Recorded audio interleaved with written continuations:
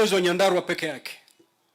If you take the president anywhere in this country and you give even a citizen the microphone, the first thing they'll say is hospitali yetu, barabara yetu, maji yetu, shida zetu. But just like the leaders of Nyandarua, they will never go beyond telling the president, we need this money to fix this road. They will never help the president think how he's going to get the resources to build this road. Kuna barabara imetajwa hapa, kuna Midland hapa, kuna mambo mengi imetajwa. All those things need money. Na nisi pesa chache, ni pesa mingi. But nobody bothers to help the president, even in thinking how he's going to gate or marshal those resources so that that road can be fixed, so that this industry that has collapsed, Midland, can be revived. Nobody helps the president.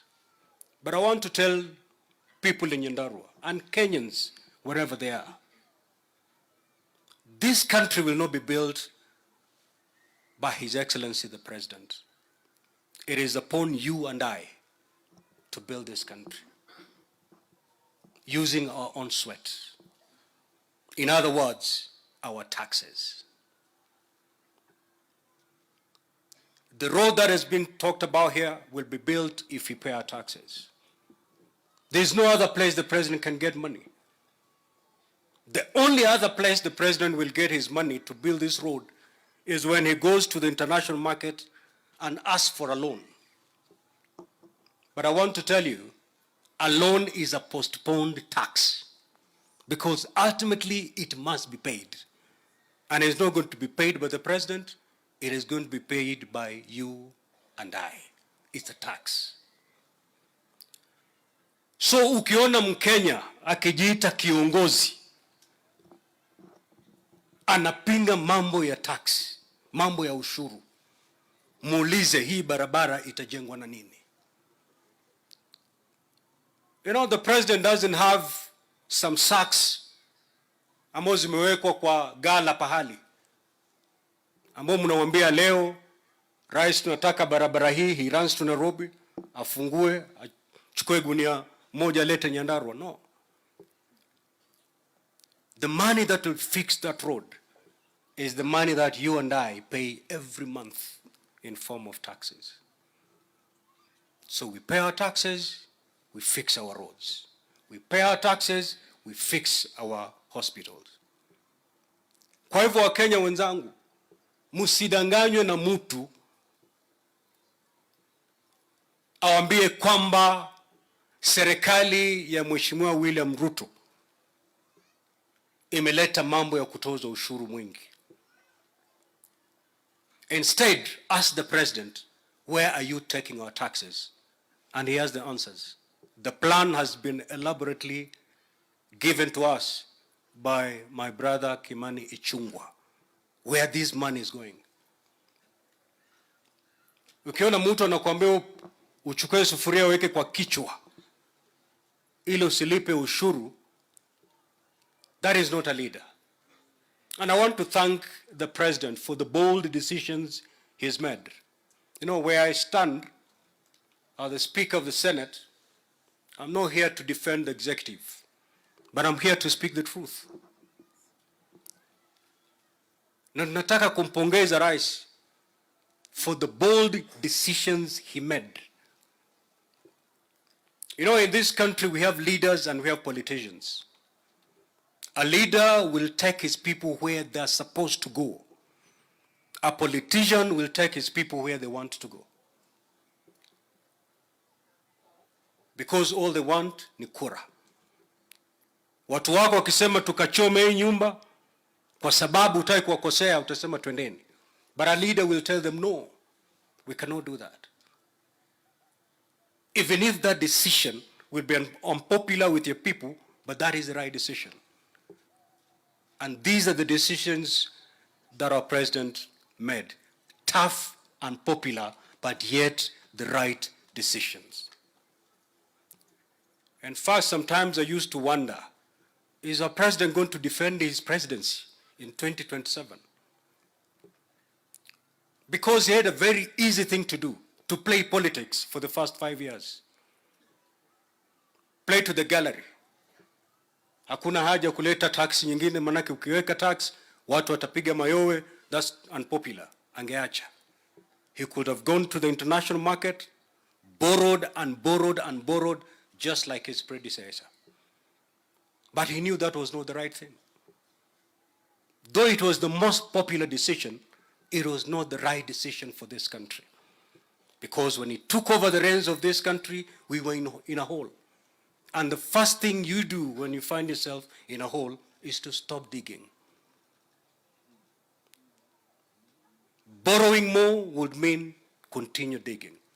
He decided, I'm stopping this hole because this country is already in a deep hole.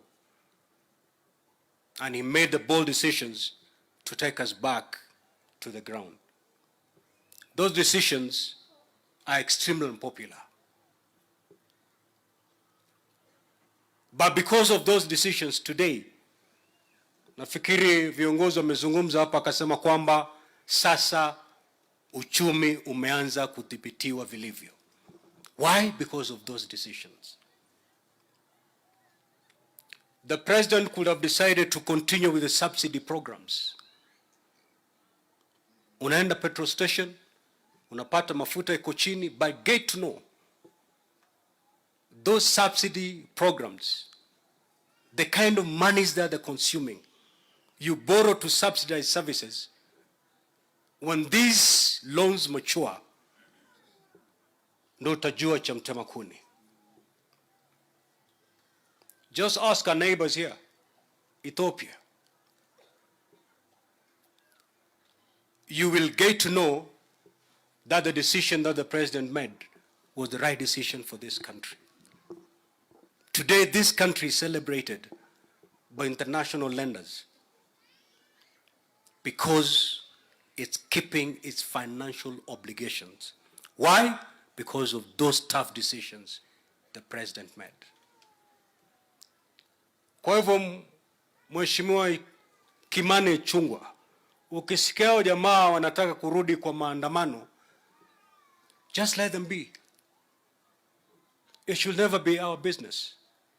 Because in this country, there are some people, even if you pipe milk to their kitchens, they will still fight the president. Hata wafanye nini? Kule pwani tunaita mahasidi, na hasidi hana sababu. They'll just fight. In fact, every Sunday wakienda kanisani, their prayer point number 1 is, may William Ruto fail.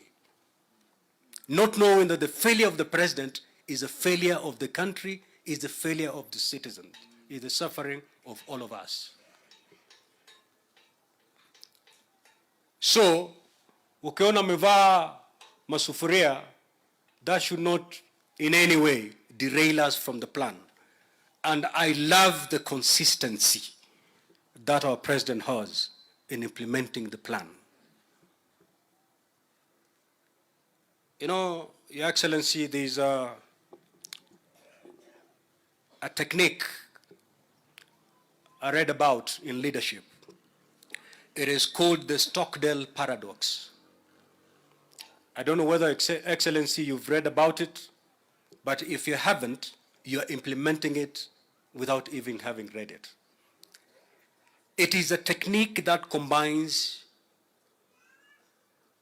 the brutal acknowledging of tough challenges facing you, the reality of today,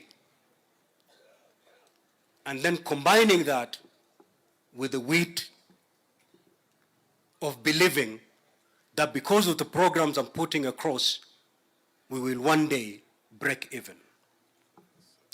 Your Excellency, when you took over the reins of this country, leadership, the facts, the challenges that were facing you, we knew it will take maybe even 10 years to move from where we are. But under 1 year, we have started seeing the positive changes because of the programs that we've brought about in this country. The only thing we can do, wananchi wenzangu, is to pray for our president. You know, me, I was told whenever we go for prayers with the president, kanisa wanasema kwamba tulimuombea rais akawa rais. That's a good thing. Lakini kule pwani tunasema kwamba kupanda mchongoma si ngoma. Ngoma ni kushuka mchongoma. Praying for the president to be president si huja.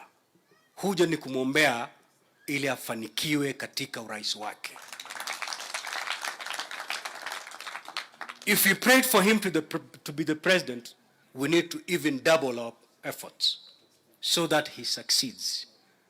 I am shocked today that I can see bishops, pastors who prayed for William Ruto to be the president are the first people to give up, are the first people to talk negative. Kuzaa mwana si huja. Huja ni kulea mwana. Muleni huyu. Mulimzaa, sasa kazi ni kumlea. Because with our support, if these plans he has are implemented, this country will never be the same again. Na rais, nakumbuka ulipokuja pwani, I gave you that example ya mgonjwa wa jipu. Wajua daktari wa jipu hapongezi wakati anatibu jipu. Because wakati anatibu lile jipu, hata kofi anapigwa. It is so painful squeezing a boil. And unless you squeeze it, it will never heal. But the process is extremely painful. That is exactly what Dr. William Ruto is doing, squeezing the boil. Kenyans, we are going to feel the pain. True. Hata mimi, I'm feeling the pain. Nana anasherekea kulipa ushuru? Hakuna.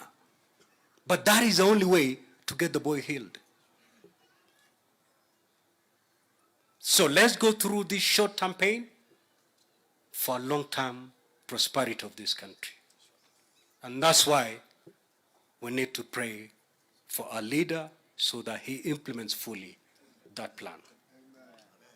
Back to the family, Methu, your siblings, Mama Janet, sote tumekuja hapa na leo tunakuombea Mwenyezi Mungu airehemu roho ya mwenda zake pahala pema peponi. Asanteni. Aya. You know, I used to think I knew people who speak the truth, nothing but the truth, so help me God. Because every time, as a lawyer, I used to go to court every day. And before a witness testifies, anapatiwa Biblia. Na anaapa kwamba nitazungumza ukweli mtupu, wewe Mwenyezi Mungu nisaidie. Then 3 minutes down the line,